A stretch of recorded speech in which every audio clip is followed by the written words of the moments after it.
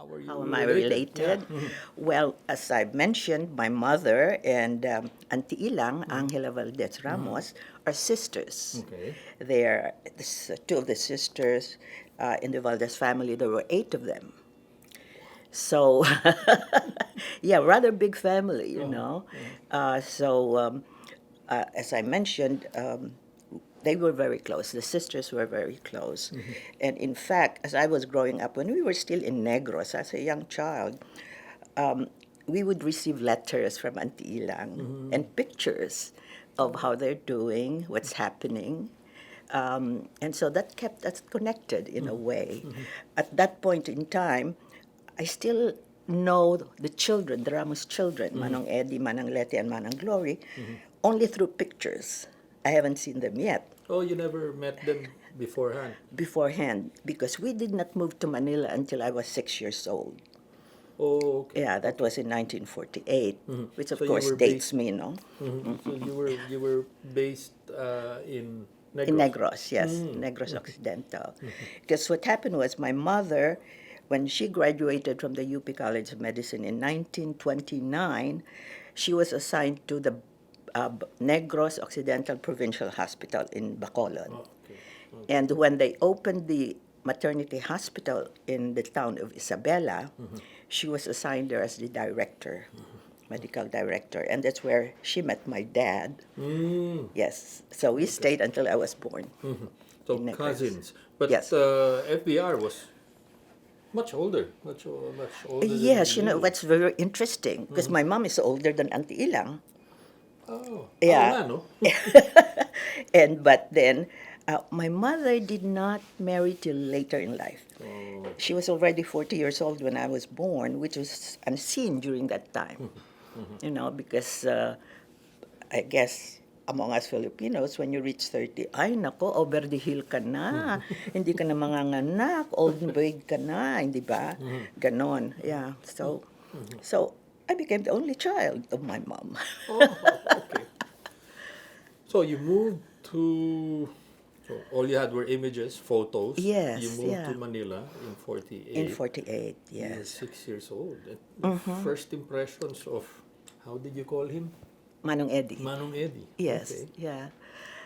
Oh, and at that point, you know, my uncle, Must have been in his teens. what's that? Teens already. There's Late teens. 14 years between us. Okay. 14 years. So I was 6, 14, he was 20. 20. Yeah.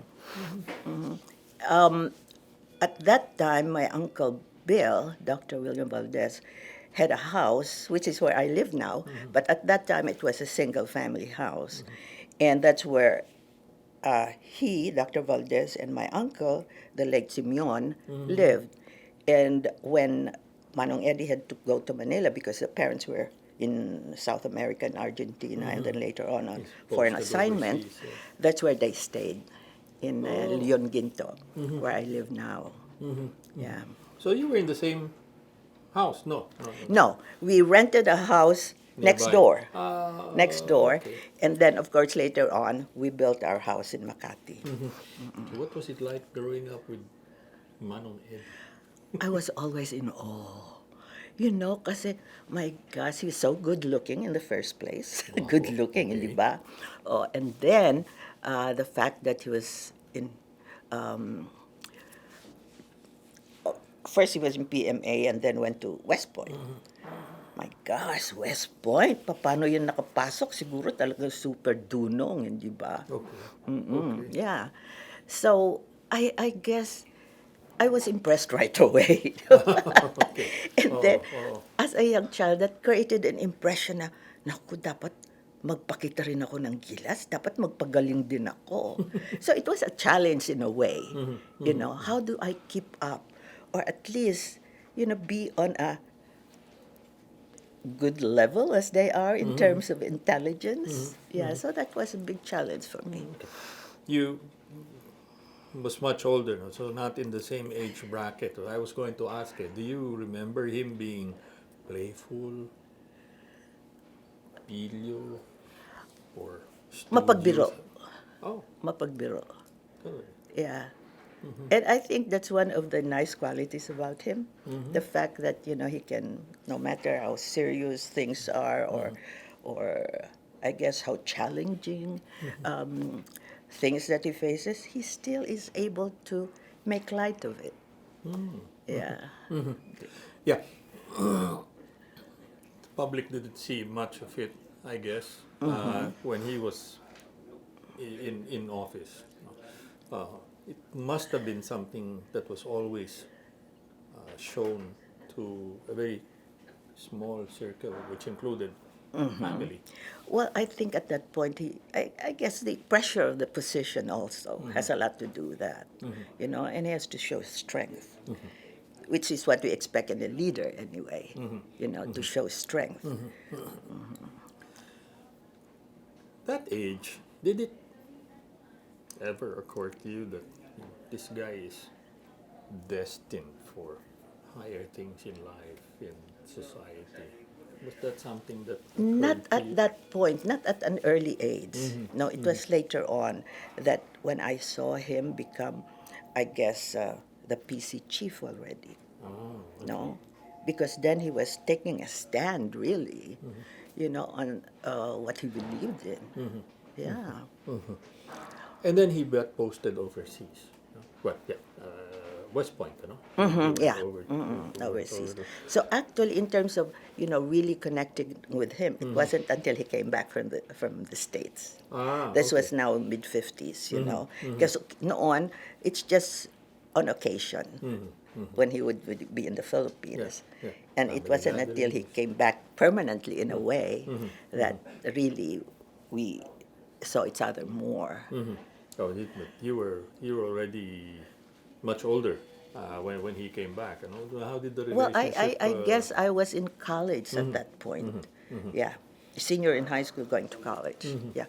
Well, one of the things that we really enjoyed or treasured as a Valdez family was getting together, having family reunions many times of the year. We would get together. And at that point, of course, many of us were still in the Philippines. Oh, ano? Yeah, it was later on, of course, later on, then some went to the States to study, many of us went to the States and all that. So only Migrated. a few remained in the Philippines. But as I said, when he came back, and especially through my auntie, Ilang, who always got the family together. And it was a large one. 8 Yes, sisters. yes. Oo, yeah. Malaki, large family. Marami. Yeah, I think we were 19 cousins. Oh, wow. Yeah, I lost track. I have to count that again. I think more or less 19. And did the, how do you call it? Did the hero worship continue? How did the relationship between you and Manong Eddie grow? Well, I think Did you get close? I think we did in a way, even when I was in New York, because in fact, because when I was in New York, I was very active in the community, and at one point I became the president of the umbrella organization of Filipino Americans communities in the Northeast. So, of course, when he visited the New York, I was always one of those organizers, I guess. Sure. And well, and I guess fortunately because of our relation, but more than that, I think it was also with what I was doing with the community that made me head of that umbrella group. And also, I must point out that it was special coming home because he would always make it a point that we would have family reunion at at the rest house in, what do you call that, in Malacanang. We would have a family reunion there. So that was special. Oh, what? Across Yeah, I the think Pasig? across Pasig, Ah, no? okay. At the Oo. compound. Yeah, I forgot what it's Yeah, called. yeah, Yeah. yeah. Yeah, and so my other cousin would say, bakit kapag nandito ka, meron tayong dinner? Sabi ko, di ba't pasalamat tayo? Oh, that was important to him, no? Family. Yes, yes. As I said, it was Auntie Ilang who really would get us all together. So when she passed away, there was that, like we missed something. And that was where Manong Eddie took up the role of getting our family together. Yeah, something rubbed off on him. You know? Yeah. Got him to do that. But let me. So I guess you started noticing his rise. I mean, his star rising, Yeah. ascending. Exactly. Graduated from West Point. Got posted in Korea, and then Yeah, volunteered, and then volunteered. So Yeah. I mean that caught the eye of his superiors, and I guess gave him a leg up. Yeah, it caught the eyes of the superiors, which became very nervous for my aunt. Why does he have to volunteer? Oh, Because she ano? would always tell my mom, I do not understand Eddie. Why does she want to go to these dangerous places? Yeah, so. Oh, nga, no? Yeah. Tell me about that. Yeah, right, you're right. Ano? He volunteered for Yeah, he Korea. volunteered, and I guess it's a normal reaction of a mother to be concerned. No matter, I guess, what age your son is, he will always be your son, and you worry about it. So he would tell my mom, "I don't understand this," but then I guess he's a soldier at heart, So he wants to be up front there. It's a job. Yeah. It's a Oh. job. Yeah. So you eventually migrated. Yes. When did you? I migrated after college in 1967. Okay. Yeah, 2 years after I He graduated. was in Vietnam at that time. Yes, yes. Oh, that's another thing. I mean, why does he have to volunteer all the time? Hindi pa ba tapos yung Korea, ngayon Vietnam naman? And I think Vietnam was even worse than Korea in terms of, how violent or how mean those Vietnamese were. Yeah. So you worried about him. Yeah. Then again, it again caught the eye of his superiors. Right.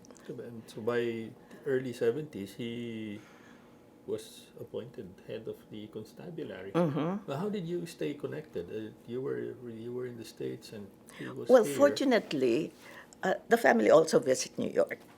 No, Okay. yeah.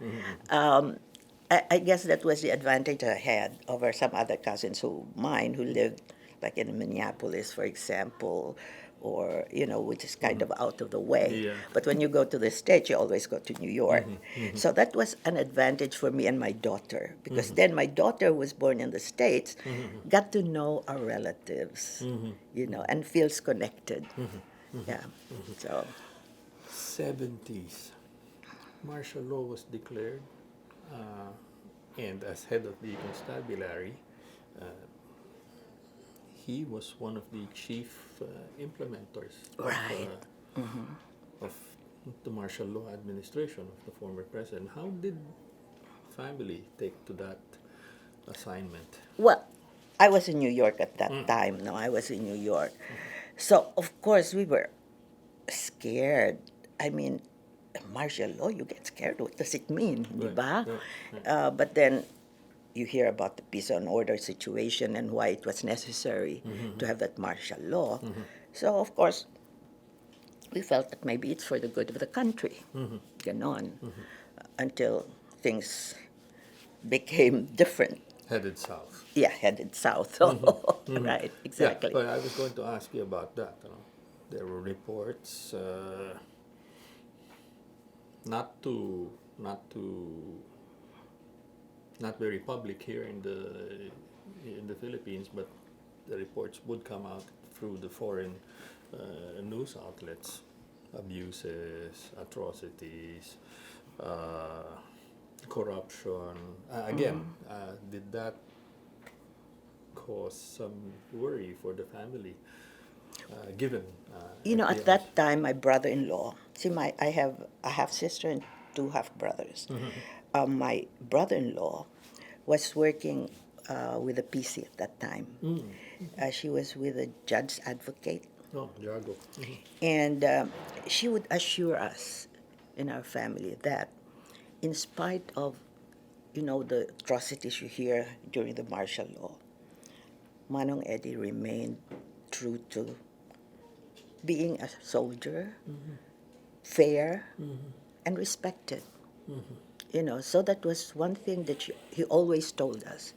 And so, in a way that assured us, give us some confidence.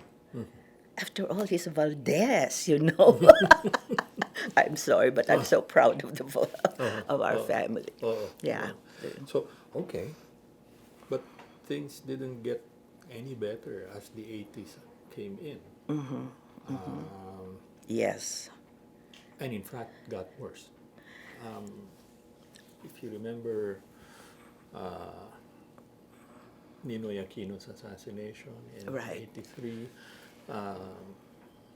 Filipino communities in the United States were Yeah, yung mga those who sought kind of- asylum yeah, were there in oh. New York. Oo. Yeah, no? Well, the other one was medyo nahati. Those who were supportive of Mr. Marcos and those who were Were anti. who were anti. No? Yeah. Ninoy was assassinated, and then suddenly civil disturbance, Right. mass protests. Again, um, where was the Klan with the FVR's role? We were always with Manong Eddie. We were always with him. And we were so proud when he took a stand against Marcos, Oh, there you go. Because after all, Marcos is our second cousin. Oh, hi. Yeah. How did you reconcile that? I mean, Well, we were so proud because he stood on principle. no, I mean, how do you reconcile your clan as it is, no? And then you had Marcos as a relative. Yes. Which is unfortunate in a way because I remember growing up how close Marcos was to our grandfather, si Lolo Ayo. And he was like the grand old man of Batak. So I remember as a child, and at that time Marcos was a congressman, when I would go to Batak during the summer with my mom, every now and then he would visit our compound, and talk to our grandfather and all that. So he was close to the family. Of course, I guess when you're in power, it can corrupt. And that's probably what happened, which is unfortunate because he did a lot of good work. But unfortunately, the people around him sort of influence later in life, that may be also because he was not too healthy anymore. That time, Yeah. deteriorating. Okay, so let me get back to we're into the early 80s, and yeah, there were calls for Marcos to resign. Obviously, he just shrugged them off. Yes, and yes. The civil society was calling for people like FVR. Leave him, withdraw your support. I mean, a man of your stature, a man of your integrity should not be associated with him. And Manang Leti did it actually. Yes, if yes. you remember. Yeah. She was based overseas, but she did. She took withdraw a her- firm stand, withdrew her support of Marcos. Did the family, relatives, get in touch with FBR at the time and Eddie? I mean, Well, will I you? think Won't you? we just believed, I personally believed that he was in a better position, being inside, to know what really is going on, Okay. so that he would be a better judge in terms of when to leave. And I think he did it right. Because when you're inside, then you see what's really going on. Not just what you read or what's being given to you. Right. Di ba? And eventually he did. And eventually he did. He took a stand. How did you guys take to that? We were so proud. No. We were so proud. I was so proud. And the thing was, I was in a sales meeting. I was in a sales meeting for days. But when I was on a break, I'd turn on the TV. Okay. to what's, CNN, what's happening to the Right. Philippines, Yeah, Yeah, I guess CNN was the only guys doing it live at the time. right. Oh, yeah. So, Even if even if it was against a member of the wider family circle, against Marcos. well, what do they say? Country first before personal feelings. You saw that in him as well, in Yeah. FVR. And that's how it should be. I feel that way. That's how it should be. Yeah, you are related. Okay. EDSA was successful. Mrs. Aquino was put into power, and one of her very first acts was to appoint FDR as chief of Secretary of staff. Defense. No, Oh, chief Chief of of staff. Staff. Oh, okay. And yeah, you're right. When he had served his service, completed his service in the military, she appointed him Secretary of National Defense. Now, did you see him? Did you notice anything different in the trajectory? Well, I knew then that that was a stepping stone for something bigger, Okay. you know, because, I mean, he's a brilliant man, student principles. We need someone like that in the Philippines. Yeah. Who else was there? I mean, Marcos had great promise. He was brilliant. But then something happened. Sometimes power, and not only sometimes, but oftentimes power corrupts. No? But in terms of Manong Eddie, how he stood on principle because of his love for the country, I knew he would stay uncorruptible. When did you notice? I guess it started with EDSA, Ah, 1. okay. Yeah, it started with EDSA 1. Just taking a stand. I mean, going against your cousin, who's a powerful Talaga? man. On hindsight, you think his first step towards the presidency was EDSA? I think so. I think so. Were you, were you ribbing him about it? Eddie, run! Well, I guess at that point I was in New York, no? So yeah, it was of course when although my boss at that time was saying, I think something's going to happen. I think General Ramos is going to be president of the Philippines. I said, Really? really? Yeah, but somehow, because he was following Philippine history. Oh, okay. Yeah. Okay. Yeah. And he announced it eventually. He announced eventually that he was going to run. That he was going to run. That he was right. going to run. Okay, how did you guys mobilize? In my case, because I was in New York, we were encouraging, Filipinos, naku, kayo ang pag-asa ng mga pamilya nyo. So try to influence them in terms of voting for FBR as president. Ganon. Yeah. What did you do? Were you a volunteer? The campaign work that you did or something? Well, I guess in terms of, as I said, I was very active with the Filipino-American community. So whenever we got together, meetings, and as president, I would have to attend all their functions of, the member organizations. I have to go to those dinner dances, and, and during that time, I would take the opportunity to say, Oy, ano ha? My cousin. Oo, si FBR, tatakbo. And sabihin mo naman sa pamilya mo, ganon, Oo nga naman, Yeah. Filipinos, it's Because- really the family network. Yes, and we thought that, many of the Filipinos, when they're in the States, they have some great influence with their family here because they send money, Yeah. So, And yeah. And okay, he won. yes. I understand he had a celebration here among family, Mm-hmm. and he made an announcement. You know, no favors.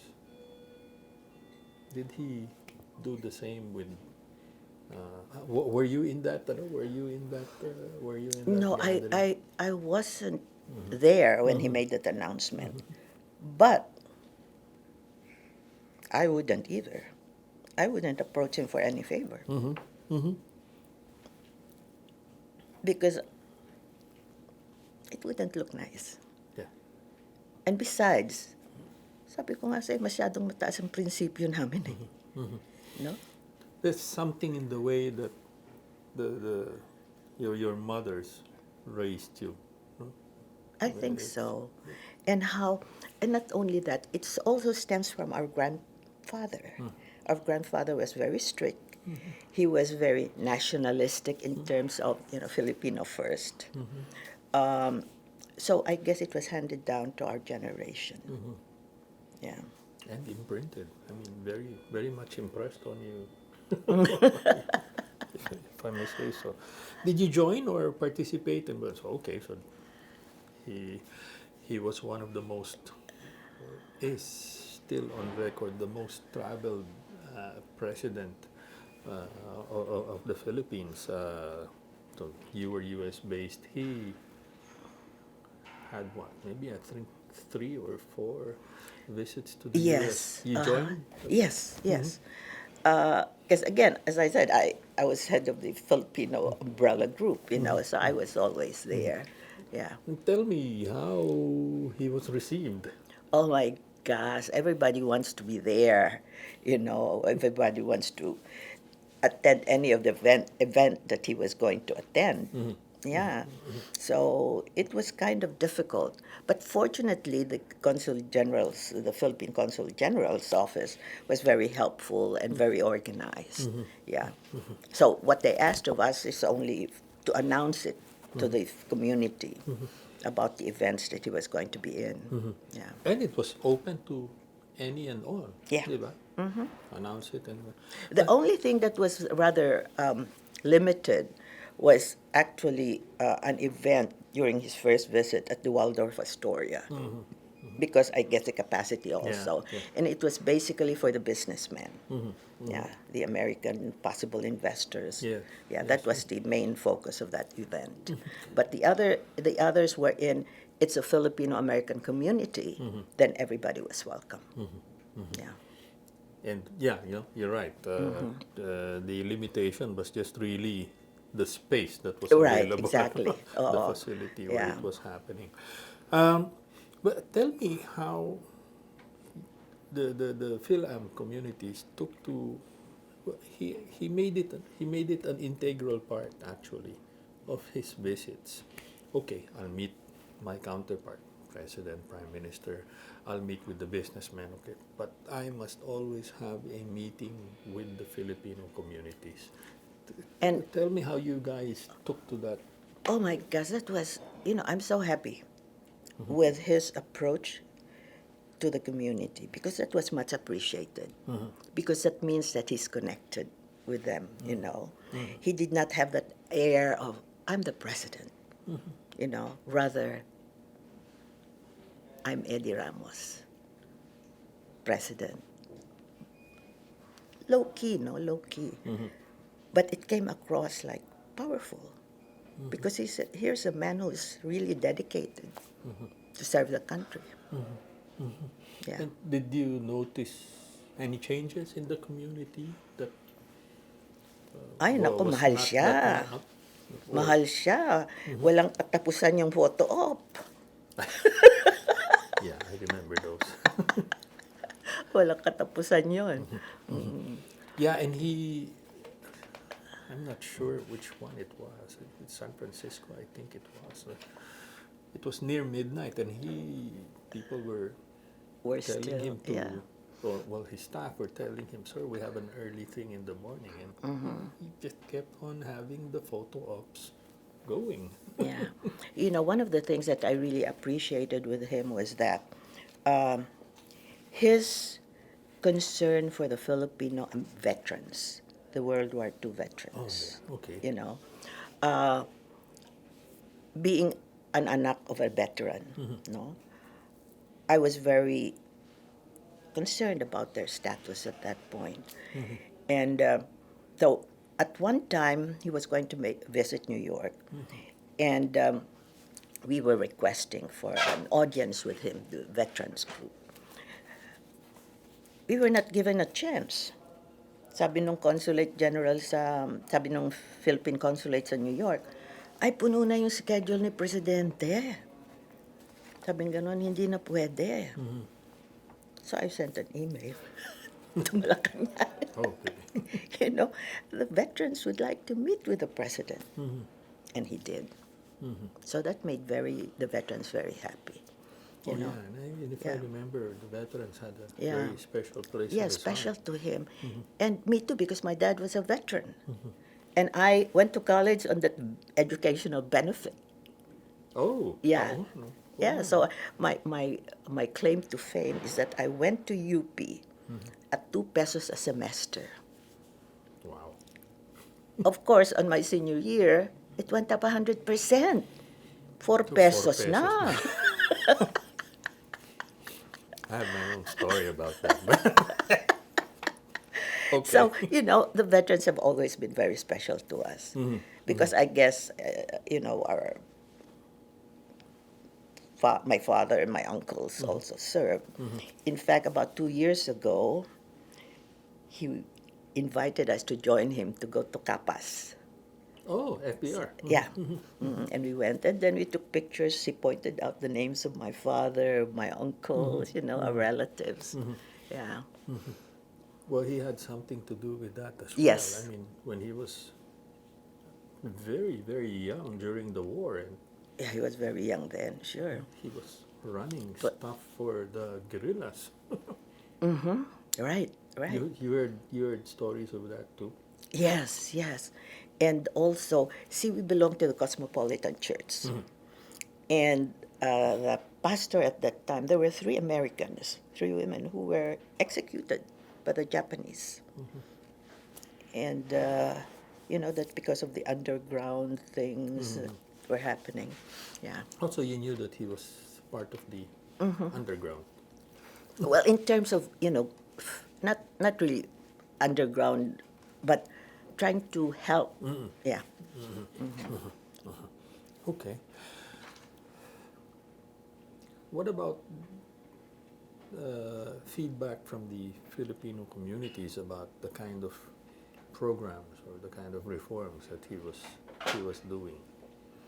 They were all very positive, you know, because again, we thought we were the tiger of Asia. We were going to become with the renewed enthusiasm and with the economy showing good signs. Yeah. And the Filipino communities were noticing that? Yes, and they were all, you know, enthusiastic, which unfortunately, just like in most politics, I guess, whatever good you do, when a new president comes in, they want to do their own thing and not follow the good work of the previous president. And continuity sana, no? Yeah. Did you have, I mean, it was before he got into that office, yeah, I guess the access you had to him was unfettered. But when he became president, how did the access or accessibility constraints? Well, I did not feel any, you know, because as I said, whenever I'm here, he would always have a family get together. Oh, okay. So, you know, then parang that's a time for us to keep up with what's happening while I was away. Nagkukwento ba siya? Yeah, oo. Na Nagkukwento naman what siya. he was doing, and Oo, yeah. what did you sense? Well, of course, the thing, in his kwento, you marvel as to, natutulog ba siya? You know, how many hours does he have in a day? Or how many days does he have in a week?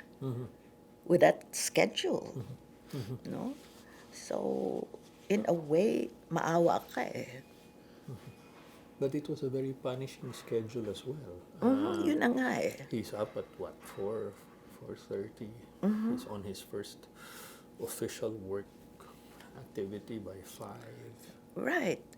And I guess those who worked around him had to make sure they take their vitamins to be able to keep up with his schedule. I'm curious, is it the same, is it in the DNA as well? That kind of work ethic? Well, I think in my case, yes. The only thing, I don't wake up at 4 o'clock in the morning, but I can stay working until 1 o'clock in the morning. Wow. Once I get started, then I can go on and on. I remember one time I was calling my mother from my daughter from my office and said, Anna, it's late. You better go home. So my daughter answers, Mom, you better go home yourself. Oh man. Because both of us were still working late at night At work. in our Wow. offices. So I guess, that's a norm for us. That's a norm for him. That's a norm for us. Towards the latter part of his presidency, if you remember, there were attempts made that hopefully would amend the Constitution and allow him a second term. Would you have allowed him a second term? Honestly, I would. Talaga. Yeah. I know it's difficult. I know it's hard on the family, especially with Manang Ming. But considering the work that he has done, and considering my experience with the Filipino community, wherein, tapos ka na, ay okay, goodbye, bago na kami. Bago na naman. There's no continuity. So it was important, I thought, for him to have that term, another term. Sayang. Unfortunately, sayang. Hindi natuloy. What do you want people to know of him as a cousin? Well, I would like people to remember him as a good man, an excellent leader, and someone we should emulate because his dedication to country and family is very, very rare. Yeah. Well, I was going to ask you, what do you want people to remember of him as president or as a public servant? But I guess that's it. Yeah. But on the other side, on a more personal note, as family, what do you want people to remember of him? What do I want people as the good work that he does. Okay. Even after his presidency, he continues to serve.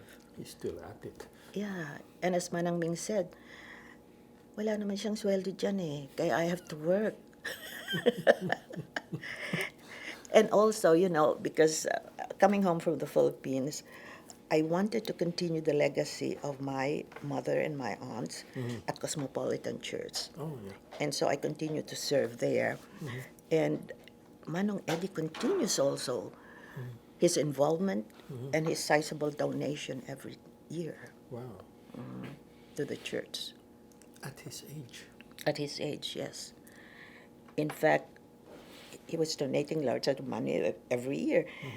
I remember when I came home 20 years ago, I took an early retirement on the request of my uncle, Dr. Valdez. I knew he was already making those large donations, so that's 20 years ago. Yeah.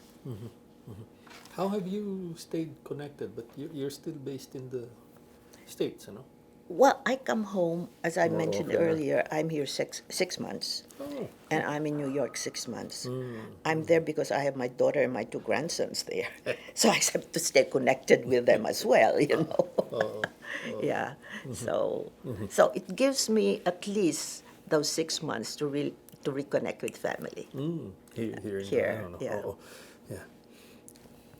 Looking back, is there still that hero worship that you, when you as a young girl of 6? Oh, yeah. And in fact, during his birthday, I wrote him a short note and thanking him for inspiring me to value family and country, to value service. Yeah, I'll end it there. Thank you very much. thank you. Maraming salamat po. Maraming salamat.